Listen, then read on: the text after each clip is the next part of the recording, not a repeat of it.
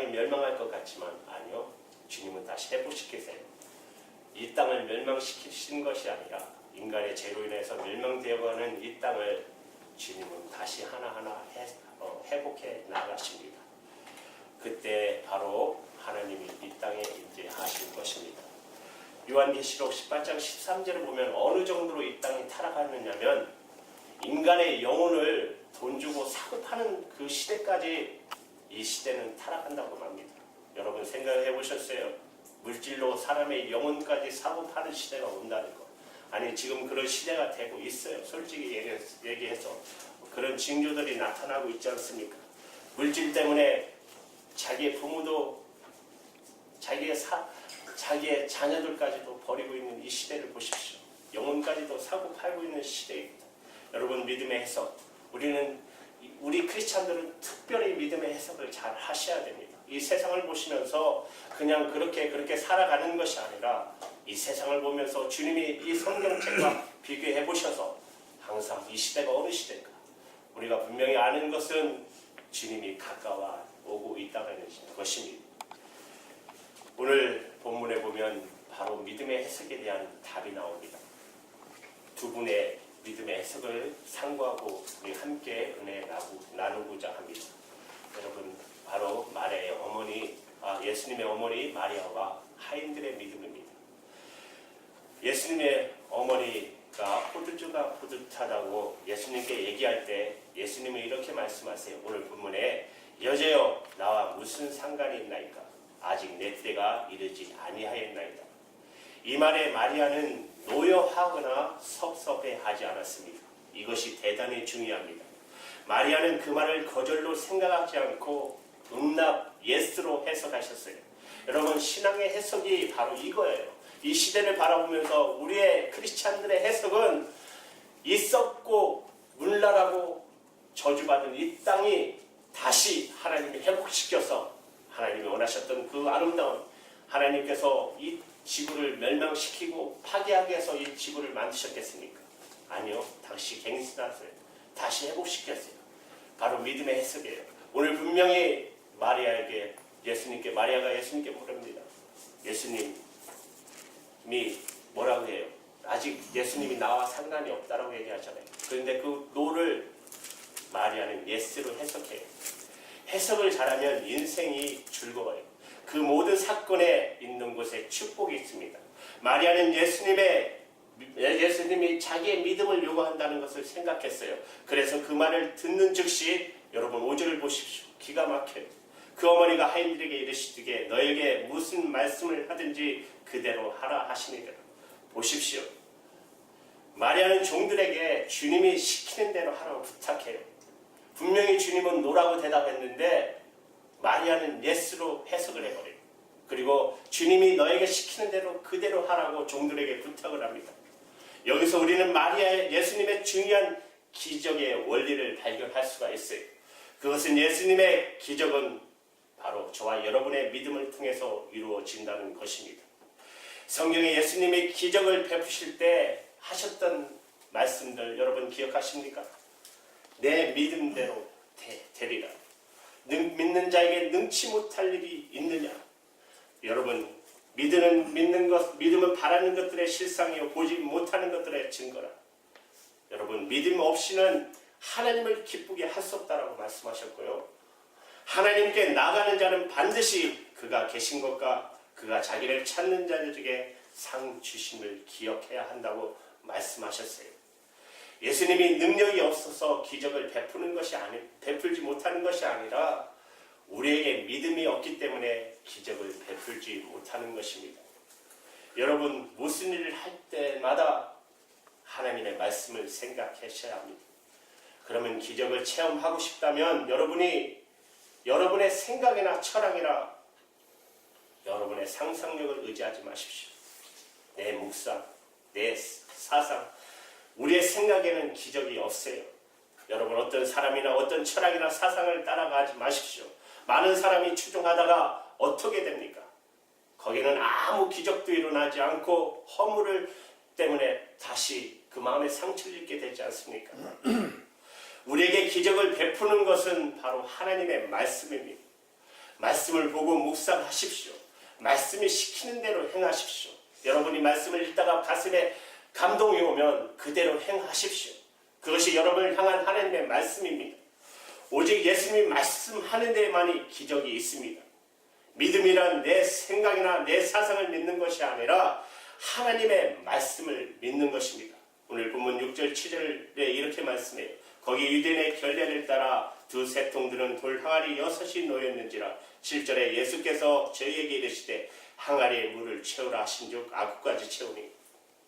여러분, 또 한 가지 배우는 것은 기적에는 재료가 필요하다는 것입니다.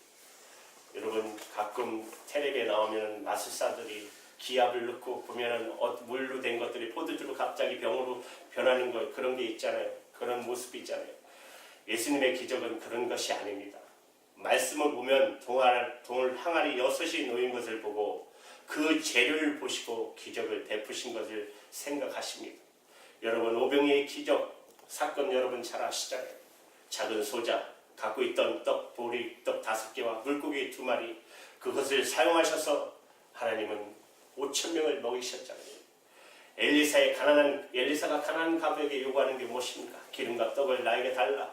그리고 그로 인해서 빈 벼룩에 빈 기름병을 가져올 때 그게 가득 채워지는 역사가 있지 않습니까? 여러분이 드리는 헌금이 바로 이런 것입니다. 여러분이 드린 헌금은 엄청난 하나님의 교회의 역사를 이루고 나가는 것입니다. 여러분의 작은 은사를 바치면 하나님은 그것을 극대화시켜 큰 축복의 그릇으로 삼으시는 것입니다. 예수님이 7절 하반절에 이렇게 말해요. 채우라 하신즉 아구까지 채우니. 예수님께서 돌 항아리 6통에 물을 채우라고 말씀하시자 종들이 항아리에 아구까지 물을 채웁니다. 본문을 보면 예수님은 그렇게 구체적으로 지시하지 않았어요. 그런데 그들은 그렇게 해요.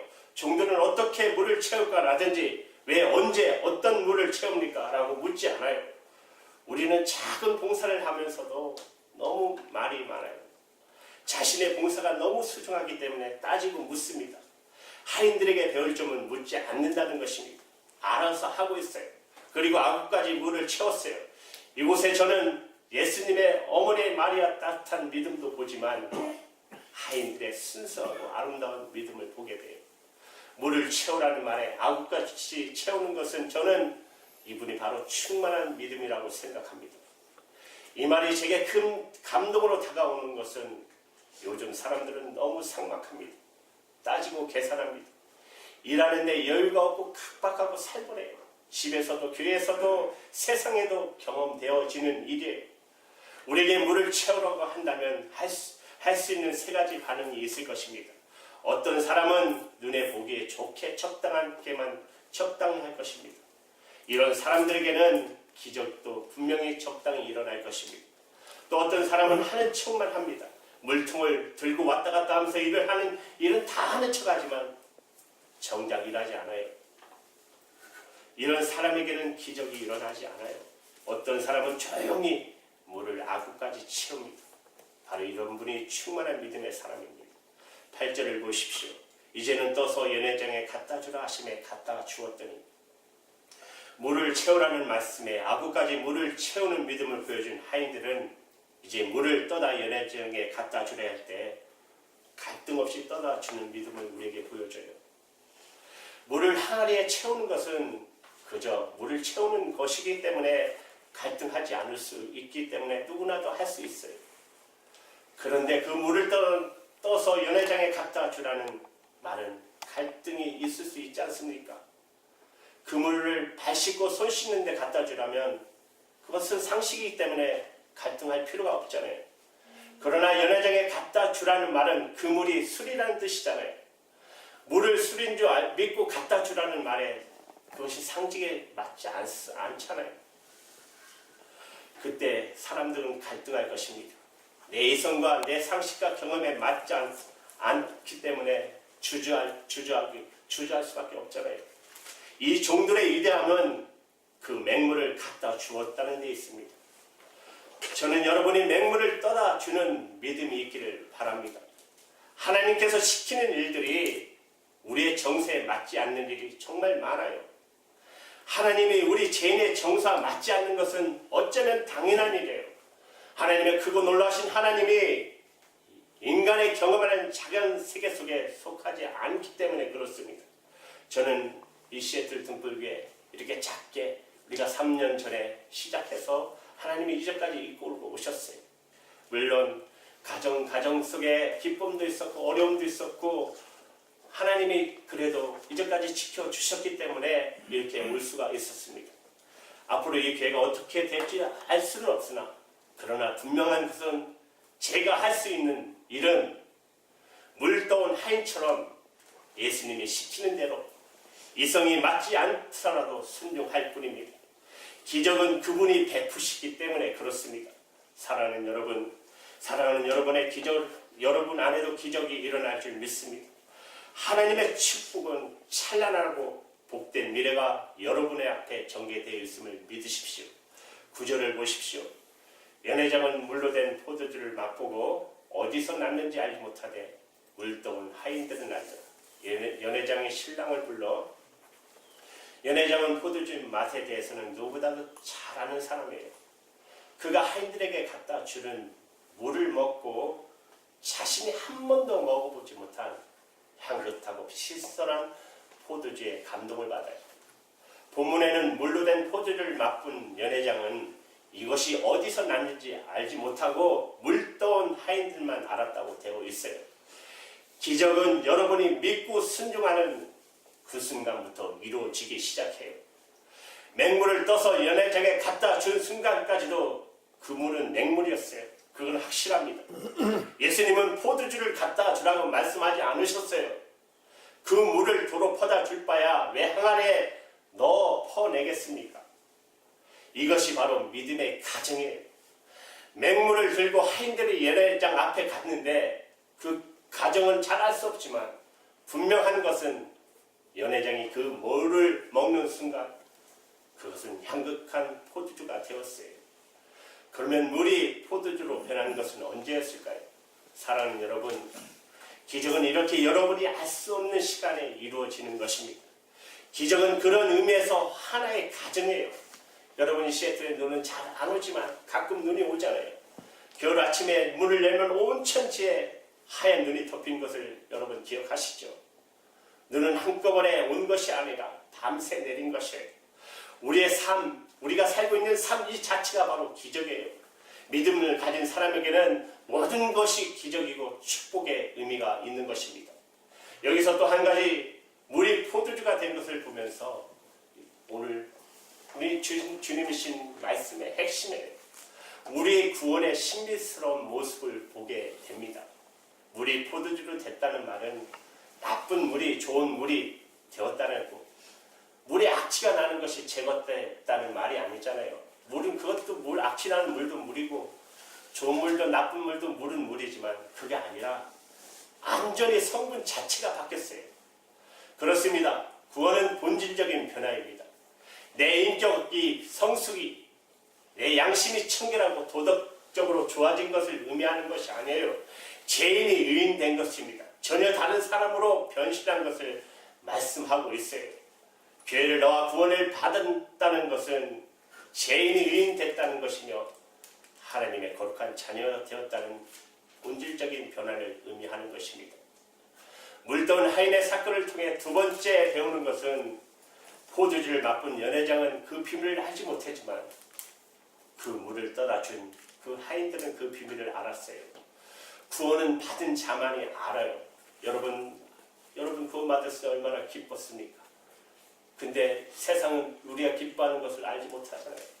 오순절 마가 다락방에서 120문도가 성령 충만을 듣고 세상에 나가서 외쳐요. 주 예수 그리스도를 믿으라. 구원받은 감격으로. 그러나 반말로 딱 갈라지잖아요. 그 비밀을 아는 그거 회개하고 돌아오는 사람이 있지만 다른 수많은 사람들은 저 사람들의 술 취해서 미쳤다고 얘기하잖아요. 알지 못해요. 구원받은 사람만이 알 수 있어요. 물떠온 하인들은 연회장이 감동할 때 흐뭇하게 웃었을 것입니다. 주님의 기적을 베푸셨다는 것은 그들은 너무나 잘 알고 있었기 때문에 포도주 맛본 사람은 여러분 큰일 하지 못해요.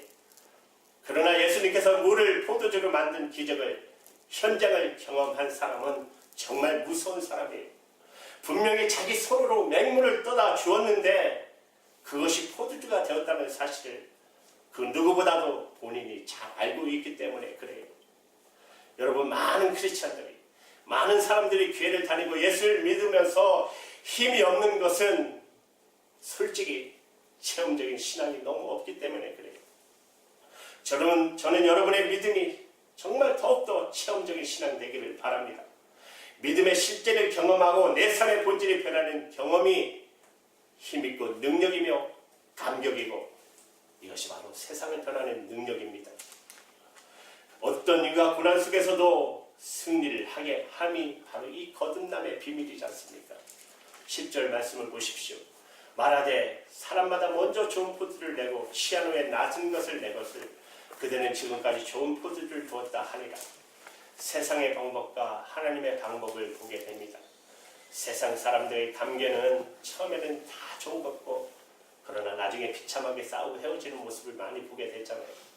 그러나 예수 믿는 사람, 구원받은 사람들의 관계는 처음에는 서먹하나 나중에는 인격적으로 더 신뢰되고 더 깊은 사랑과 교제를 나누게 되는 것을 보게 됩니다.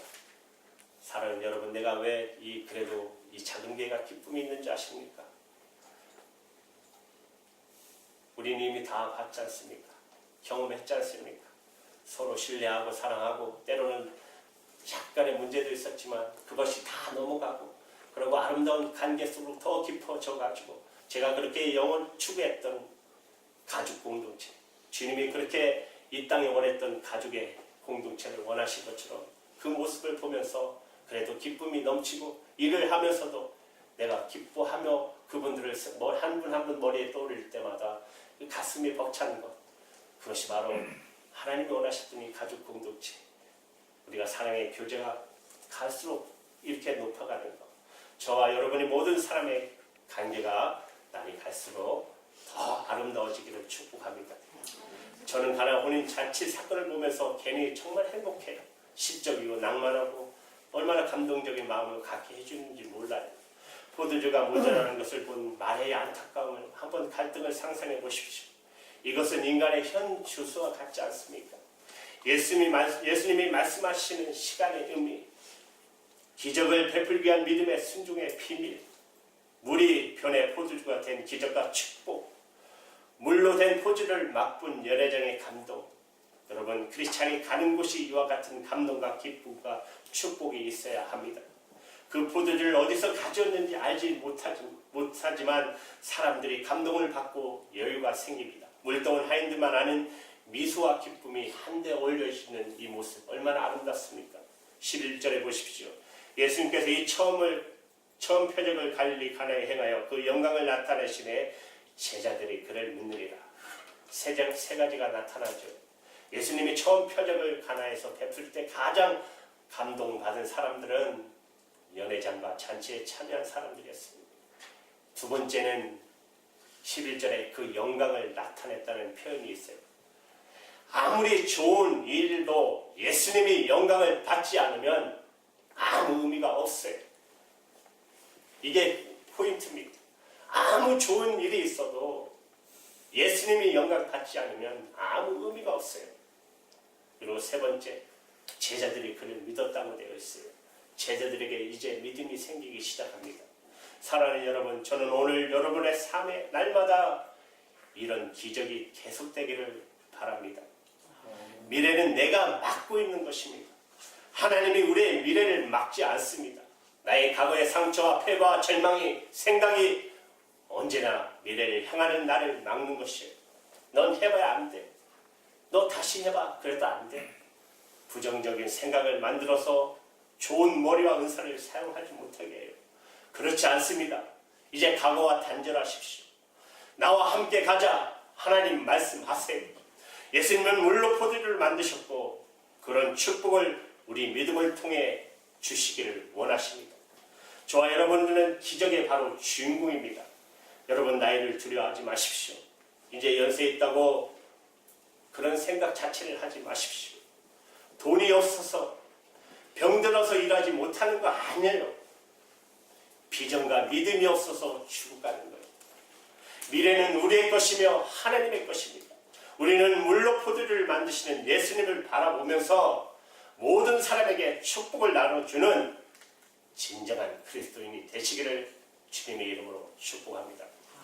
기도하시겠습니다. 하나님